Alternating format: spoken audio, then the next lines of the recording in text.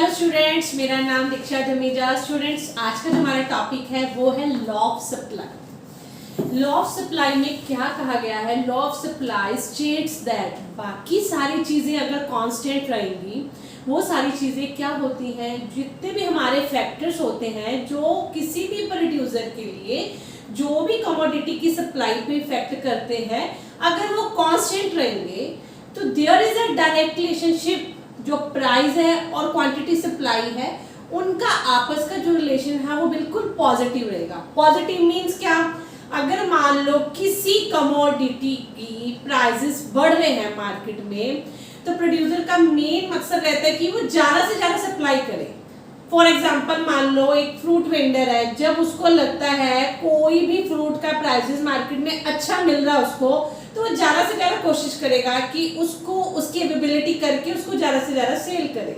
ठीक है, तो मतलब किसी चीज का प्राइस बढ़ने पर जब किसी चीज की सप्लाई बढ़ जाती है, इसको हम लॉ ऑफ सप्लाई में इंक्लूड करते हैं। मींस लॉ ऑफ सप्लाई क्या कहता है? Law of supply states that other things remaining constant, there is a positive relationship between own price of commodity and quantity supply। अब आपके माइंड में ये चल रहा होगा कि means other things remaining constant में क्या आ गया। अब स्टूडेंट्स, हमें पता है जब भी हम कोई लॉ करते हैं तो लॉ की मीनिंग के बाद हम ये कुछ चीजें मानकर चलते हैं, तभी तो वो लॉ ऑफ सप्लाई एप्लीकेबल हो पाता है। तो वो कुछ फैक्टर्स, कुछ असम्पशंस क्या हैं? सबसे पहली है there is no change in the technique of production. भाई, प्रोड्यूसर को अपना ज्यादा से ज्यादा सामान बेचना है, वो भी हायर प्राइसेस पे, तो ये सारी चीजें ज्यूम करेंगे। मान लो मार्केट में किसी भी टेक्निक है जो भी है वो कांस्टेंट रहे, उसमें कोई चेंजेस ना आए। Same as it there is no change in weather condition. Market में भी कमोडिटी के ऊपर वेदर कंडीशंस का कोई इफेक्ट ना हो, ये भी हमारा असम्पशंस में आता है। अगर ये सारी चीजें कांस्टेंट रहेंगी तभी तो लॉ ऑफ सप्लाई एप्लीकेबल हो पाएगा। Next one is there is no change in price of related goods। we know very well ki what are the related goods। related goods means substitute goods, complementary goods। इनके prices में भी कोई भी changes नहीं आना चाहिए। next one is there is no change in taxation policy of the government। Government की जो भी टैक्स पॉलिसी चल रही है ड्यूरिंग दैट टाइम कमोडिटीज के ऊपर, वो भी सेम रहनी चाहिए, क्योंकि अगर उसमें चेंज आया तो फिर क्वांटिटी सप्लाई में भी चेंज आएगा, अगर उनमें चेंज आएगा तो फिर लॉ ऑफ सप्लाई एप्लीकेबल नहीं हो पाएगा। ठीक है स्टूडेंट्स, तो ये है ना हमारा अदर थिंग्स रिमेनिंग कांस्टेंट, और ये हमारी असम्पशन, ये सारे उन्हीं फैक्टर्स में इंक्लूड हो जाते हैं।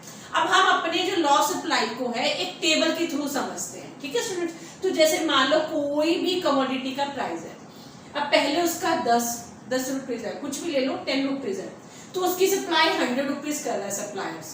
जब उसने मार्केट में देखा कि उसका प्राइस अच्छा मिल रहा है, 10 की जगह 11 मिल रहा है, तो उसने अपनी सप्लाई भी इंक्रीज कर दी। ठीक है, तो वो 100 से 200 कर दी। थर्ड है 10 से 11, 11 से 12 हो गई, तो उसने अपनी क्वांटिटी सप्लाई और इंक्रीज कर दी। तो जैसे जैसे किसी चीज का प्राइस मार्केट में सप्लायर्स को अच्छा मिलता जाएगा, वो उस चीज की सप्लाई मैक्सिमम टू मैक्सिमम करता जाएगा। तो सप्लाई और प्राइस का डायरेक्ट रिलेशनशिप हमें इस टेबल के थ्रू बिल्कुल क्लियर है। नेक्स्ट वन इज, इसी टेबल को अगर हम कर्व के थ्रू शो कर दें, ये हमारा एक्स एक्सिस होता है स्टूडेंट्स, ये हमारा वाई एक्सिस होता है। यहाँ पर हम वाई एक्सिस पे प्राइस लेते हैं और एक्स एक्सिस पे हम सप्लाई लेते हैं। देखो, पहले हमारा जो ओरिजिन से स्टार्ट होता है, प्राइस पहले 10 है, तो उस कमोडिटी की सप्लाई मैंने 100 पे शो कर दी। ठीक है स्टूडेंट्स, उसके बाद मेरा 10 के बाद मेरा प्राइसेस बढ़ गया 11, तो मेरी सप्लाई भी 100 से 200 हो गई। नेक्स्ट वन इज 11 से 12 बढ़ गया, तो मेरी सप्लाई 300 होगी। स्टूडेंट, जैसे जैसे प्राइसेस बढ़ता गया वैसे वैसे उसकी सप्लाई बढ़ती गई। अब आप देख सकते हैं ये हमारी जो सप्लाई कर्व है उसकी शेप बिल्कुल डायरेक्ट प्रोपोर्शन में शो होगी।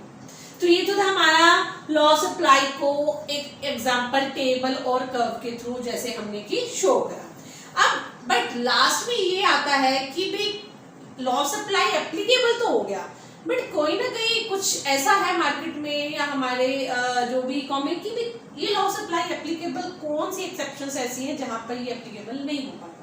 स्टूडेंट्स, ऐसे बहुत सारे केसेस होते हैं जहां पर लॉ ऑफ सप्लाई वैलिड नहीं होता।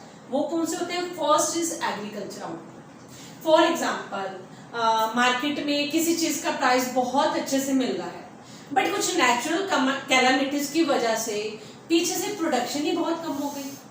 अब फार्मर्स है या सप्लायर्स है, चाहे उसको अच्छा प्राइस मिलेगा उस चीज का, बट नेचुरल कैलामिटीज की वजह से पीछे से ही नहीं प्रोडक्शन हो पा रही, सप्लाई नहीं हो पा रही, तो फिर वो कहाँ से अवेलेबिलिटी कराएगा। ठीक है, तो वहां पर तो मार्केट में प्राइस अच्छा मिल रहा है, बट हमारे पास कमोडिटी नहीं है, सप्लायर्स के पास कमोडिटी पीछे से भी नहीं है, तो वहां पर ये तो लॉ ऑफ सप्लाई बिल्कुल भी इनवैलिड है।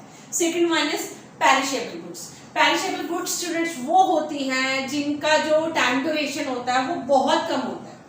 आपने शाम को देखा होगा जो डिटेल वाले होते हैं, वो मान लो जो प्रोडक्ट जो भी कमोडिटी फ्रूट सुबह वो 80 रुपीज का बेच रहे होते हैं, वो शाम को जाते वक्त वो जितने का आता है वो उससे कम पर भी दे जाते हैं, 40 तक भी दे जाते हैं, क्योंकि उनको पता है कि अगर ये गुड सुबह तक संभाल के रखी तो ये सब खराब हो जानी है, तो वो उनके किसी काम की नहीं।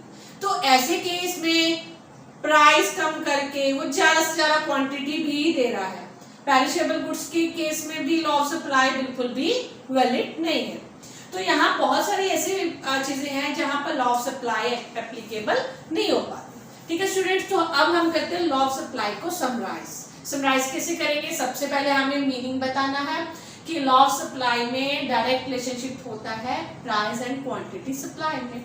आफ्टर दैट हम क्या करेंगे, कुछ चीजें एज्यूम करके चलेंगे जिसको हम फैक्टर्स बोलते हैं, अदर थिंग्स रिमेनिंग कांस्टेंट बोलते हैं। आगे ये सब कांस्टेंट रहेंगे तो लॉ ऑफ सप्लाई वैलिड होगा। फिर हम इस चीज को एक टेबल के थ्रू शो कर सकते हैं। टेबल में कोई भी हम एक एग्जांपल लेंगे और उसके बाद हम इसी सारे टेबल को कर्व में हम शो करेंगे। नेक्स्ट वन इज वो चीज हमें लास्ट में जरूर बतानी है कि लॉ ऑफ सप्लाई कहाँ वैलिड नहीं है, क्यों नहीं है, तो वो सब चीजें हमें भी डिफाइन करनी है। आई थिंक स्टूडेंट्स आपको ये टॉपिक अच्छे से समझ आया होगा।